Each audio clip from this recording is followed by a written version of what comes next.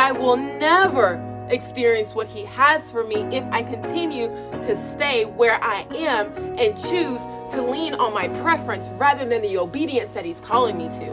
I was driving home and I was talking to my grandma, and I was sharing with her about the new role that I stepped into. And she was asking me some questions about it and how did it all come about. And I was sharing it with her, and it really made me realize that I really had to die to myself in order to step into this role. But at the same time, I had to remember the bold prayer that I'd been praying, and I shared that prayer with her. And I just wanted to come on here and share that story with you guys, because I believe that so many of us are in the middle of a transition season, or we're in the middle of, maybe just something that's a little bit challenging, or maybe you're on the mountaintop and everything is so great. And I love that for you. But if you are facing a transition period, or if you are facing an opportunity in front of you that will require you to transition into something that you've never done before, then this is definitely something I want you to lean into and listen in on, because it's something that God has really showed me, and something that I've been learning on my journey of just, growing closer to Christ. And I'm sorry, I'm saying a lot of ums and everything, but I really just want to get this out. And yeah, I've kind of never made a video like this, so just bear with me as I'm getting through it. And maybe I need to stop apologizing. Okay, I'll stop apologizing, but basically, I worked in HR for like almost a decade, honestly, and at my current employer, which is also my church. So a little bit of history. I work in full-time ministry, and I work at a church where we truly see the person. I mean, it is ministry, so we do make sure we see the person, and we want to make sure everyone's in the right seats. And when we say the right seats, we mean basically you're in a place where you have a gifting and you're able to operate within that gifting. And I would definitely say, being from corporate America, I worked in corporate America in HR for about 6 years, and then I came at my church and I worked in HR at my church for 4 years. And one of the biggest differences is in corporate America, often, I'm not saying this is true 100% of the time, but often your employer they're more concerned about the bottom line than they are concerned about you and what you are good at. Not only what you're good at, but what you are gifted at. And so being here, working in ministry, what I've learned is we see the person first. We want to make sure you are in your calling, you're in your gifted area. And if you're not, then we're like, okay, instead of firing you right off the bat, it's like, okay, so where should you be? And that's something that I've seen in the last 4 years since working in HR. Now have been on staff for about 5 years now. And so I can't speak to, context before I was on staff. I only have the experience and the context of where, my time there now. And from what I've witnessed, it's really, if someone is not in the right role or whatever, it's like, okay, where should you be? And there's a whole process for that. So I truly appreciate that. And the reason I share that is because, coming from corporate America into now ministry work, having the opportunity to see the person first, and also haven't experienced that here recently, which I'm going to get into in here in a second. But experiencing that has been so refreshing, right?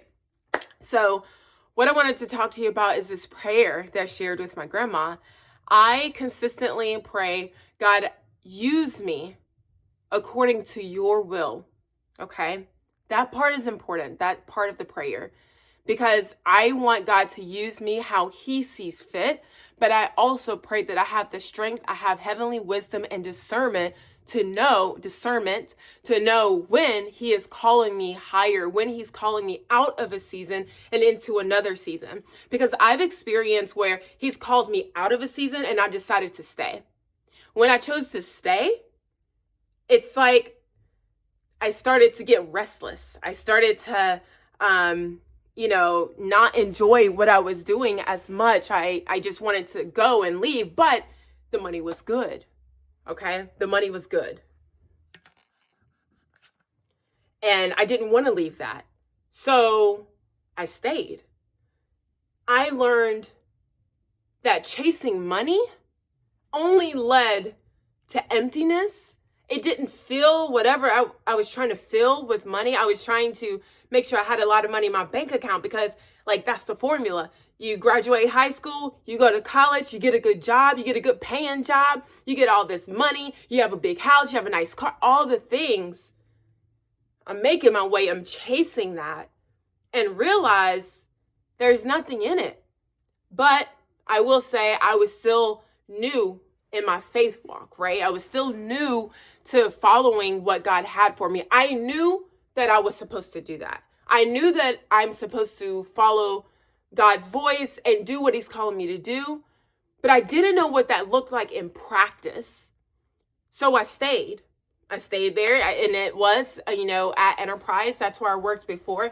And honestly, I came across some really great people, some people who gave me some really great advice, and it meant they were great people, but that's not what God had for me. But I was chasing that dollar. I was going to be VP of HR. That was my goal. I was going to move to do whatever it took so that I can attain that role, that status, that VP status, And I still have a hard time today. I have friends who are VPs.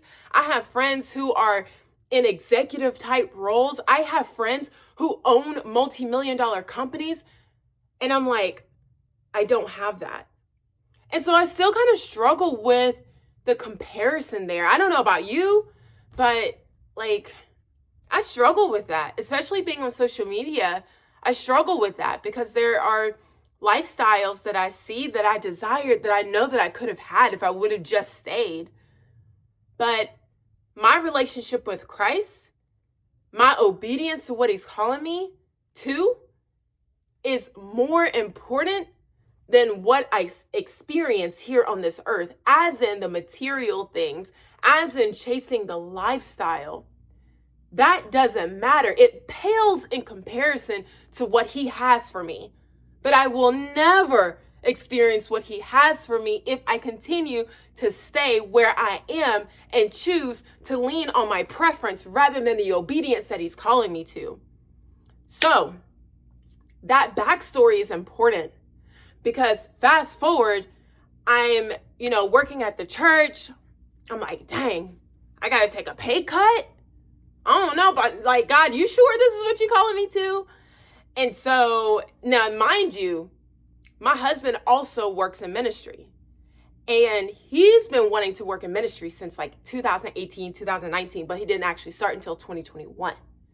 And you may wonder, what does this have to do with where I am today? Don't worry, I'm going to get there. This backstory is important, okay? So he goes through the interview process, all the things, and he's praying about it, decision time, all the things. Long story short, he prays and he's like, I got to stay where I am. God is not calling me out. I'm not done with where I am. And so he made a hard decision to say no to the offer at the time. And what I loved was that decision was respected. It was like, hey, we understand. Do what God is calling you to do in this season at this time.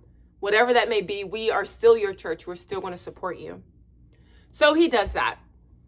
And some things happened at the university that he was working at. There was a shooting, and then there was COVID that ended up happening. And thank God he stayed because he was able to support those student athletes through that season. It was such a hard season. And if you've never experienced, death, especially at a college, because my husband has, unfortunately, he has navigated through that, and God used that at this time for him to be able to support student athletes through that time. And even going through COVID, there's a lot of mental health things that were happening at that time because no one knew what was next for them. No one knew what they were doing. We didn't know, you know what I'm saying? But he was able to help those students through that time. And so after all that had happened, prayed about it. There was another opportunity that had come up, prayed about it.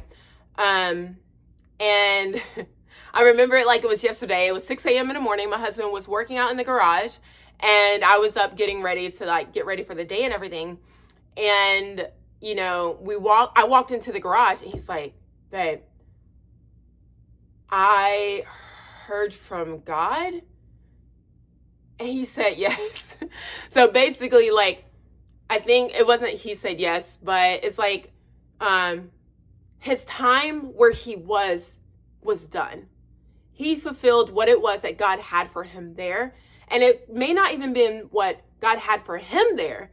It was what they needed in that season my husband had. And he was able to support them through all of that. So basically, that chapter is closed and he was given permission. God nodded his head to yes, it's time for you to go to the next season, go to the next role. So he did that. And when I tell you the alignment in that decision, before back in 2018, 2019, I was like, no, we're not taking no pay cut. We got about $100,000 in debt and you want to take a pay cut?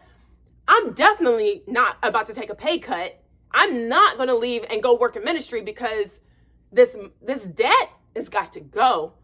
And the amount of money that I'm making, this is going to help us. You know what I'm saying?